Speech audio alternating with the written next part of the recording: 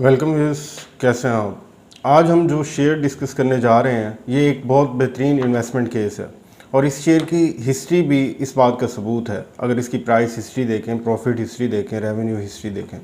और इस शेयर का नाम है डेस्कॉन ऑक्सीकेम लिमिटेड और ये पाकिस्तान स्टॉक मार्केट पे डॉल के नाम से रजिस्टर्ड है और ये दाऊद ग्रुप की एक फ्लैगशिप प्रोजेक्ट है। और इस शेयर और इस कंपनी को देखें तो ये केमिकल सेक्टर में फॉल करती है और इसका लास्ट 1 ईयर की जो लोएस्ट प्राइस है वो 21 रुपीज़ है, हाईएस्ट 49 पॉइंट समथिंग है, 50 के आसपास। फ्री फ्लोट 30% है और मार्केट कैपिटलाइजेशन इसकी 4.1 बिलियन रुपीज़ है।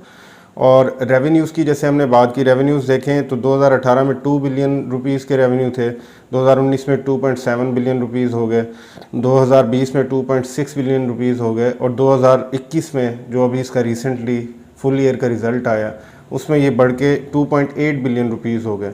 इसी तरह अर्निंग पर शेयर को देखें तो 2018 में 3.16 थी पर शेयर, 2019 में 3.87 पर शेयर हो गई और 2020 में 2.58 और 2021 में ईपीएस कम हो गई और ये 1.59 रुपीज़ पर शेयर पे आ गई।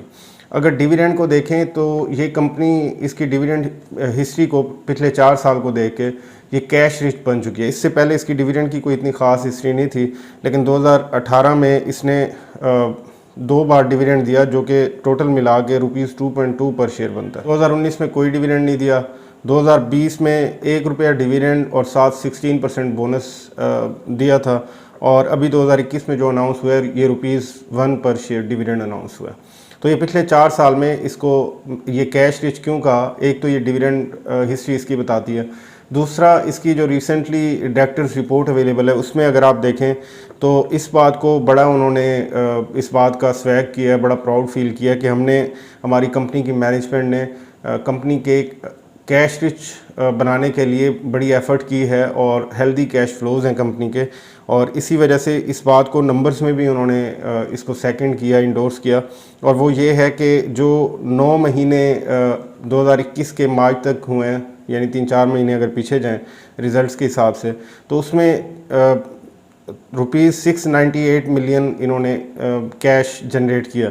और अगर इन 9 मंथ्स का इससे पिछले 9 मंथ्स के साथ कंपैरिजन करें तो 522 मिलियन रुपीस कैश जनरेट हुआ था।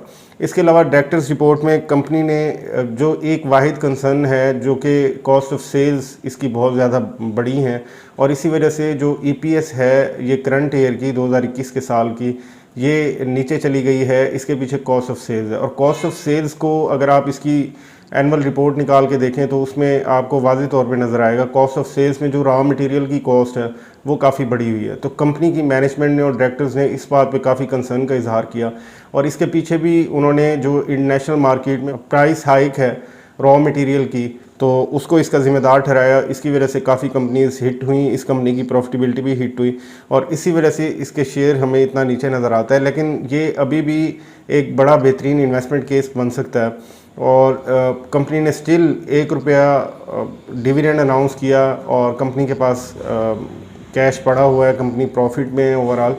तो जो कंपनी आपको कैश डिविडेंड दे ये बड़ा अच्छा साइन होता है, कंपनी की प्रॉफिटेबिलिटी को शो करता है और कंपनी के कैश रिच होने का भी सबूत होता है। अब इसकी अगर प्राइस हिस्ट्री देखें जिसकी मैं पहले बात कर रहा था तो 2018 में ये एक बार तकरीबन ₹11 तक नीचे आया और उसके बाद हमने देखा 2 साल भी पूरे नहीं हुए थे कंपनी को और ये 49.9 समथिंग पे चला गया इसका शेयर प्राइस, तकरीबन 50 कह लें।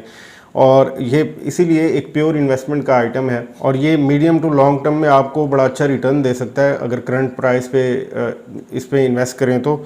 और इसके पीछे जाहिर है फिर पॉजिटिव और नेगेटिव ट्रिगर्स दोनों काम करेंगे इसके टारगेट्स मीट करने में या ना करने में।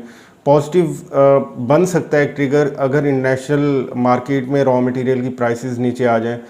सेकंड जो पॉजिटिव ट्रिगर हो सकता है जो इसको ऊपर लेके जा सकता है उसमें डेफिनेटली ये हो सकता है कि इंडेक्स ऊपर चला जाए और डिफरेंट फैक्टर्स की वजह से हमने देखा।